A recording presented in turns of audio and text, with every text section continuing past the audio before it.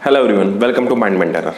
गुप्त साम्राज्य जो हमने पढ़ा था इससे पहले हिस्ट्री में, उससे थोड़ा आगे पढ़ते हैं। उस साम्राज्य की उपलब्धियां क्या क्या थी, क्या क्या वहां पे हुआ था। हमने राजा पढ़े थे सभी। श्रीगुप्त ने स्थापना की थी, फिर कौन कौन से राजा उनके पुत्र आए, फिर उनके पुत्र चंद्रगुप्त प्रथम, कुमारगुप्त, फिर आए थे हमारे चंद्रगुप्त द्वितीय जिन्होंने सिक्के विके चलाए थे, शकों पर आक्रमण किया था, जीत हासिल की थी। ठीक है, वो सारी चीज़ें हम पढ़ चुके हैं। अब हम थोड़े कुछ ऐसे पॉइंट रह गए थे इस क्लास के जो जरूरी है जानने, जो जहाँ से प्री में क्वेश्चन पूछा जाता है।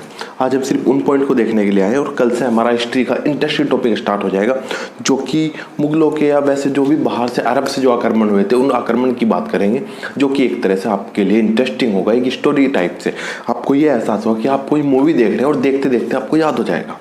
ठीक है, आज ये टॉपिक खत्म कर लेते हैं, फिर कल से वो स्टार्ट करेंगे। ओके गाइस, स्टार्ट करते हैं। देखो क्या क्या हुआ था। सबसे पहले यहाँ पे गुप्त साम्राज्य में नालंदा विश्वविद्यालय की स्थापना की थी। किसने कराई थी? कुमारगुप्त ने। हम लास्ट वीडियो में पढ़ चुके हैं कौन कौन सी थी। सबसे पहली स्थापना क्या थी? नालंदा विश्वविद्यालय। और किसने इसको तोड़ा था वो भी हम पढ़ेंगे आगे आने के बाद, जब उस साम्राज्य का जिक्र होगा जहाँ पे तोड़ा गया था। ठीक है, उसके बाद बड़े विष्णु मंदिर बना था, जो कि मध्य प्रदेश में। किसने बनाया था? गुप्त साम्राज्य में बने गए ये स्थापत्य कला के वो नमूने हैं जो प्रसिद्ध रहे हैं। फिर शिव का मंदिर बना था, एमपी में है। पार्वती मंदिर भी एमपी में है। जो इंपॉर्टेंट यहाँ से पूछा जाता है वो है यहाँ पे दस अवतार का मंदिर। दस अवतार का मंदिर जो है वो यूपी में है। और कहाँ पे है? ये बेतवा नदी के किनारे पर है। ठीक है, दस अवतार का मंदिर कहाँ पे है?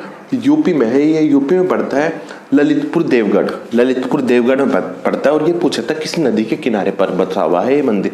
ये मंदिर बसा हुआ है बेतवा नदी पर। ठीक है, समझ रहे हैं। और ये पहला साम्राज्य था जहाँ पे कृषि के लिए रहट का प्रयोग किया गया था। रहट क्या होता है आपको मालूम होगा? जैसे कोई कुआं वगैरह हुआ, उसके ऊपर ऐसा डला होता है, उसके अंदर हल्के हल्के डब्बे होते थे और बैल चारों साइड में घूमते थे, जिस चीज से पानी निकला करता था सिंचाई वगैरह के लिए। रहट का प्रयोग कहाँ किया जाता है? फिर घंटा भी बोलते हैं, घंटे का प्रयोग किया जाता पानी के लिए। गुप्त साम्राज्य में शुरुआत हुई थी। और उस टाइम पे जब गुप्त साम्राज्य चल रहा था, व्यापार का सबसे प्रमुख केंद्र क्या था? वो था उज्जैन। व्यापारिक का प्रमुख केंद्र उज्जैन को माना जाता है। व्यापार की सारी वस्तुएं वहां से व्यापार के लिए स्टार्ट किया गया था। कहाँ से जाना, सामान लाना, एक्सपोर्ट इंपोर्ट एक तरह से कहा जाए। सबसे ज्यादा व्यापार कहाँ पे होता था? आपके उज्जैन में। ठीक है जी। और विंध्य जंगल के जो सबर जाति के लोग थे, कौन सी प्रजाति की बात करें? सबर जाति के जो लोग थे, जंगली लोग कहा जाता है जिनको, सबर जाति के थे, वो अपने देवता को मनुष्य का मांस चढ़ाते। पूछा जाता है किस साम्राज्य में या फिर किस प्रजाति के लोग गुप्त साम्राज्य में अपने देवताओं को मनुष्य का मांस चढ़ाते थे? मतलब पूजा के तौर पर उनको जैसे प्रसाद चढ़ाते हैं ना, मनुष्य का मांस चढ़ाते थे। कौन से थे? वो सबर जाति के लोग थे विंध्य जंगल में। ठीक है जी। और एरन अभिलेख जो है 510 ईस्वी में मिला है, बना होगा 510 ईस्वी का अभिलेख है। इसमें सबसे पहले अब तक के इतिहास में सबसे पहला यहाँ पे साक्ष्य मिले थे कि यहाँ पे सती प्रथा का यूज किया जाता। कि सबसे पहले सती प्रथा के साक्ष्य किस अभिलेख में मिले हैं? एरन अभिलेख में। मोस्ट इंपोर्टेंट है, गलती से भी मत भूलना। कौन सा है? एरन अभिलेख में। और किसके बारे में? 510 ईस्वी में बना था यह अभिलेख। और ये किसके बारे में? कोई भोजराज थे जिनकी पत्नी ने यहाँ पे सबसे पहली बार क्या किया था? सती हुई थी इनकी मृत्यु के बाद। क्लियर है यहाँ तक? अब थोड़ा सा आगे बढ़ते हैं। गुप्त काल का जो चिन्ह था, क्योंकि गुप्त के बहुत से वंशज क्या थे? वो थे विष्णु के पुजारक थे। और विष्णु का वाहन क्या होता है? गरुड़। तो इसलिए इनका जो चिन्ह था, राज्य चिन्ह था, वो था गरुड़। ठीक है, मतलब जहाँ पे स्टैम्प वगैरह जो झंडे लेकर चलते हैं वो गरुड़ के चलते थे। गरुड़ का झंडे से राजा महाराजा झंडे लेके चलते हैं ना अलग से उनके सैनिक, वो झंडा क्या था? उनका राज्य चिन्ह था, प्रतीक क्या था? गरुड़ था। ठीक है। और अजंता में कितनी गुफाएं मिले? 29 मिले हैं, जिनमें से सिर्फ 6 ही सुरक्षित हैं फिलहाल जो बची हुई है। उन 6 गुफाओं की बात कर रहे हैं। इन गुफाओं में जो 16 नंबर और 17 नंबर की गुफाएं हैं, ये दोनों गुफाएं गुप्त काल में बनी है। ये दोनों गुफाएं कब बनी है? गुप्त काल में बनी है ये दोनों गुफाएं।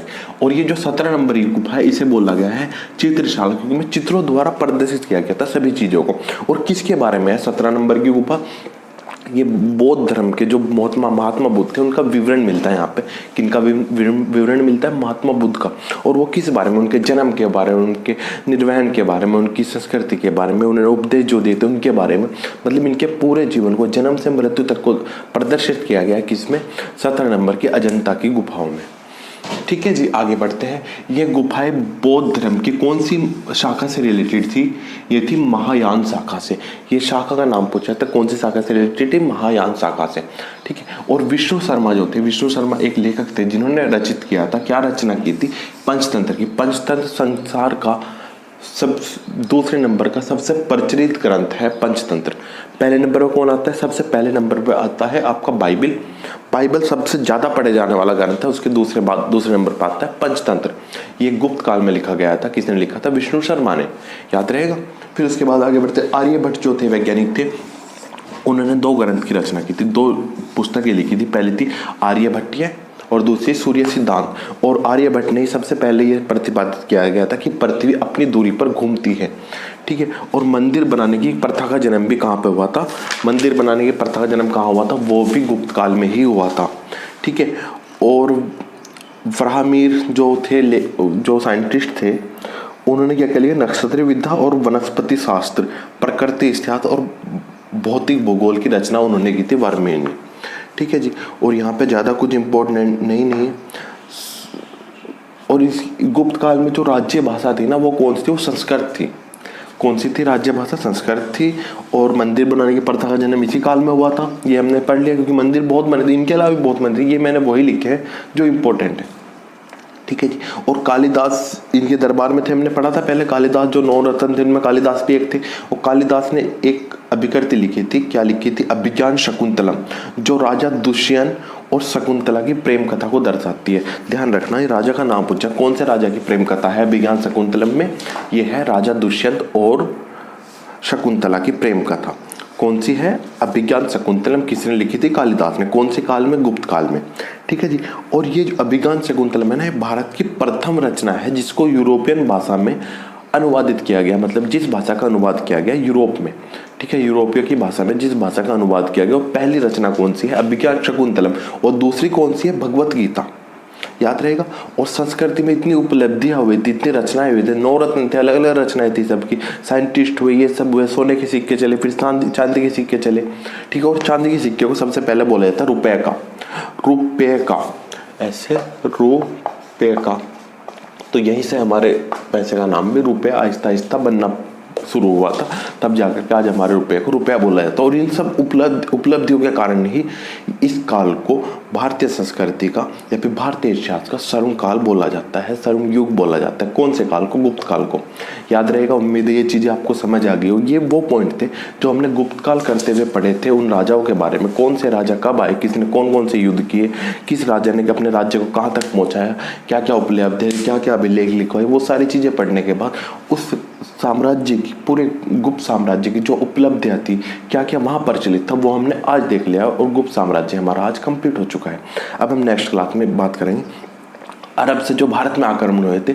और अगली क्लास बहुत इंटरेस्टिंग होने वाली है, कल करेंगे क्लास सुबह, ठीक है। कल मिलते हैं। और उम्मीद आपको पसंद आ रहा होगा, और आपको पसंद आए इसको वीडियो को ज़्यादा से ज़्यादा लाइक और शेयर करें, ताकि हमारा मोटिवेशन बढ़ता रहे और आपको हर वीडियो में कुछ बढ़ के जानकारी मिलती रहे। Okay guys, thank you very much, all the best.